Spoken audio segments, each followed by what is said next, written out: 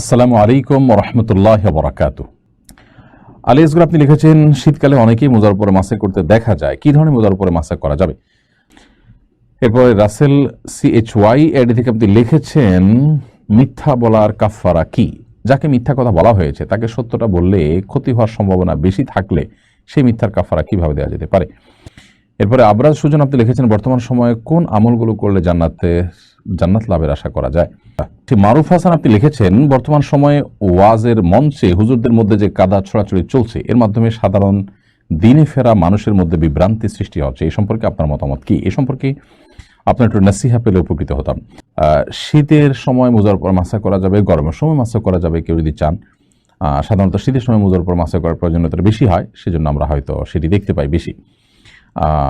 আহলে সুন্নাত জামায়াতের গুরুত্বপূর্ণ একটি বিশ্বাস হলো যে যদি কেউ পূর্ণাঙ্গ উজু করে, পূর্ণাঙ্গ উজু বলতে হাত মুখ ধৌত করলেন, মাথা মাসে করলেন এবং দুই পাও গিরা সহকারে ধৌত করলেন, তিনবার ধুলেন, এইভাবে পূর্ণাঙ্গ এবং সাধারণ যে উজু সেটি করার পর যদি কেউ মোজা পরেন, সেই মোজা পরে তিনি বাসা বাড়িতে থাকলে একদিন এক রাত 24 ঘন্টা পর্যন্ত আর মোজা যদি না খোলেন, যতবার উজু ভাঙবে তিনি উজু করবেন, হাত মুখ ধোবেন ঠিকই, মাথা মাসে করবেন, কিন্তু পাও আর ধোয়া লাগবে না, বরং মোজার উপর মাসা করলে চলবে। আর সফরে থাকলে 3 রাত তিনি এই সুযোগ পাবেন। এখন প্রশ্ন হলো কোন ধরনের মোজার উপর মাসা করা যাবে? তার উত্তর হলো যে চামড়া মোজার উপর মাসা করা যাবে। বিষয়ে কোনো আলেমের কোনো দ্বিমত নেই, কারণ নবী সাল্লাল্লাহু আলাইহি ওয়াসাল্লামের সময় চামড়া মোজাই প্রচলিত ছিল। আজকাল আমরা যে কাপড় মোজা পরে থাকি, এরকম কাপড় মোজা নবী সাল্লাল্লাহু আলাইহি ওয়াসাল্লামের যুগে প্রচলিত ছিল বলে কোনো প্রমাণ পাওয়া যায় না, যার কারণে চামড়া মোজার উপরে মাসা করা যাবে এবং সেটার জন্যই বিধান এসেছে, এটি একটি বিষয়। আবার কাপড় মোজার উপরে মাসা করায় অনেকগুলো আমাকে জায়েজ মনে করেন। ফুকাহা হানাফির মতে কাপড় মোজার উপরে মাসা করা যখন জায়েজ হবে, যখন সেটা অনেক শক্ত হবে, সাধারণ নর্মাল কাপড় মোজা না, যে সামান্য একটু ভিজা হাত উপর দিয়ে আপনার বুলালেই ভিতরে পানি বা ভিজা আর্দ্র অংশ চলে যায়, বরং উপরে যদি পানি দেওয়া হয় তো নিচে পানি যাবে না, এরকম যদি কাপড় হয় এবং যে কাপড় মোজা পরে দীর্ঘ পথ হাঁটা যায়, এরকম শক্ত যদি হয় তাহলে সেটার উপরে মাসা করা যাবে। আর মানে সকল বিতর্কের ঊর্ধ্বে যে মোজার উপরে সবার মধ্যে মাসা করা যাবে সেটা হলো যে চামড়া মোজা।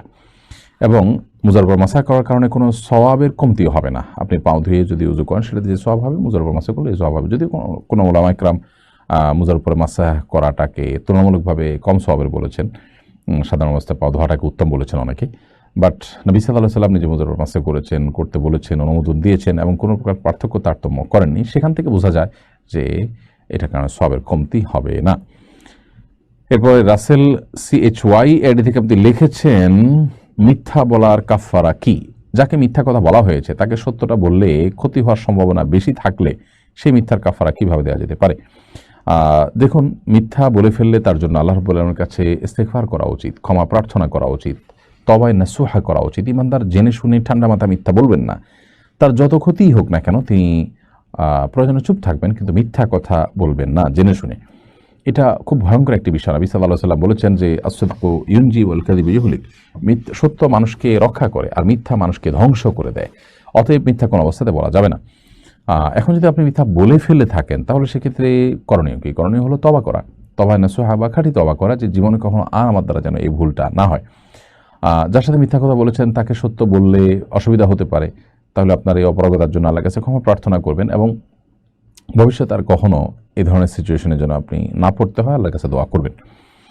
আর এবারে যে কোনো গুনাহ হয়ে গেলে আমরা দান সাদাকা করতে পারি, 2 রাকাত নামাজ পড়ে আল্লাহ তাআলার কাছে সালাত তওবা পড়তে পারি, সাধারণভাবে আল্লাহর কাছে ক্ষমা চাইতে পারি, সেটা ভিন্ন বিষয়। কিন্তু আলাদা করে কোনো কাফারা এটার জন্য কোরআন বা হাদিসে বলে দেওয়া হয়নি। এরপরে আবরাজ সুজন আপনি লিখেছেন, বর্তমান সময়ে কোন আমলগুলো করলে জান্নাত লাভের আশা করা যায়? ভাই আবরাজ সুজন, আপনার এই প্রশ্নের উত্তর আমরা এর আগে বিভিন্ন ভিডিওর মাধ্যমে দিয়েছি। আপনি হয়তো প্রশ্ন করেননি, কিন্তু বিভিন্ন ভিডিও এই বিষয়ে আমাদের বক্তব্য চলে গেছে এবং এটা নিয়ে আমরা অনেক জায়গায় কথা বলেছি। তারপর আপনি প্রশ্ন করেছেন, আমরা সংক্ষেপে বলতে চাই, বর্তমান সময়ে আমাদের জন্য জান্নাতে যাওয়ার পথে যে বাধাগুলো থাকে সেগুলো দূর করলে আমরা জান্নাতে যেতে পারবো ইনশাআল্লাহ। বিদিল্লাহ জান্নাতে যাওয়ার পথ সুগম হবে। তার মধ্যে থেকে একটি হলো ইমানের দুর্বলতা, ইমানের ভিতরে ভেজাল, ইমানের ভিতরে ত্রুটি। ইমানকে যদি আমরা ত্রুটিমুক্ত করতে পারি ইনশাআল্লাহ জান্নাতের পথ অনেক বেশি সুগম হবে। শিরক মুক্ত ইমান আনার চেষ্টা করতে হবে এবং ইমানকে সর্বদা আমাদের হেফাজত করার, সংরক্ষণ করার প্রচেষ্টা অব্যাহত রাখতে হবে।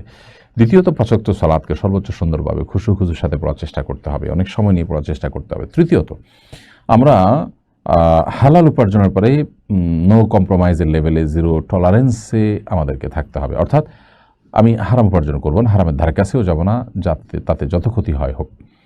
চতুর্থত যে বিষয়টি খেয়াল রাখতে হবে তা হলো আমাদের আখলাকগুলো সুন্দর হতে হবে, আচরণ সুন্দর হতে হবে, মানুষের হক আদায় করতে হবে, কারোর অধিকার নষ্ট করা যাবে না, নিজের অধিকার নষ্ট হয়ে হোক, আরেকজনের অধিকার আমাদের যেন নষ্ট না হয়, ক্ষুণ্ণ না হয়, সুন্দর আচরণ থাকতে হবে, বিনয়ী হতে হবে, মানুষের অধিকারগুলোর উপরে সচেতন থাকতে হবে, সেগুলো করতে হবে। ইনশাআল্লাহ বিদিনিল্লাহ এই কাজগুলো যদি আমরা সঠিকভাবে করি, এই যুগে জান্নাতে যাওয়ার পথ অনেক বেশি সুগম। যদিও এর পাশাপাশি অন্যান্য আল্লাহ তাআলার নির্দেশের কাজগুলো, ফরজের কাজগুলো করা এবং হারাম থেকে বেঁচে থাকা, সেটাও কমনভাবে আমাদের উপরে প্রযোজ্য হবে।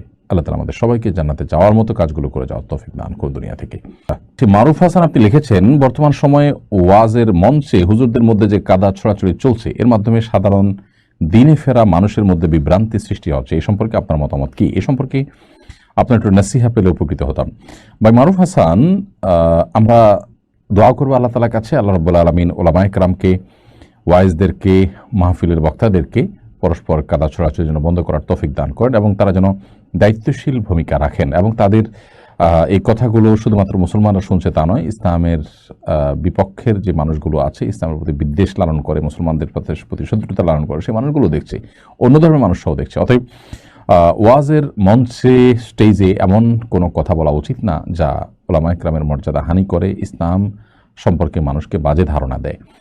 এটা আমাদের বক্তাদেরকে আল্লাহ তাআলা বোঝার তৌফিক দান করুন। তারা যথাসম্ভব মঞ্চে কোরআন এবং হাদিসের কথা বলবেন, ব্যক্তিগত বিষয়গুলো যথাসম্ভব বলাবলি করবে না। যদি কোনো ভুল কারোর মধ্যে থাকে তাহলে সেক্ষেত্রে তাকে সরাসরি বুঝতে পারে মানুষ, সেভাবে না বলে যদি সংশোধন করা যায় সেটা অধিকতর উত্তম। হ্যাঁ, যদি কারোর ব্যাপারে একেবারে স্পষ্ট করে না বললে উম্মত গুমরাহের মধ্যে পড়ে, ভুলের মধ্যে পড়বে, তাহলে সেক্ষেত্রে তখন বলা যেতে পারে, কিন্তু সেক্ষেত্রেও দায়িত্বশীলতার পরিচয় দেওয়া উচিত। কিন্তু যেটা হয় আজকাল, কারোর ব্যাপারে কোনো ভুল কেউ ধরিয়ে দিলে সে চুপ থেকে ভুলটা সংশোধন না করে উল্টা আরও সেও সে বিষয়ে বিশুদ্ধারে নেমে যায়, অপরপক্ষের দোষ চর্চায় নেমে যায়, দোষ আবিষ্কারে নেমে যায়, ছিদ্র অন্বেষণ করার শুরু করে। এগুলো খুবই দুঃখজনক।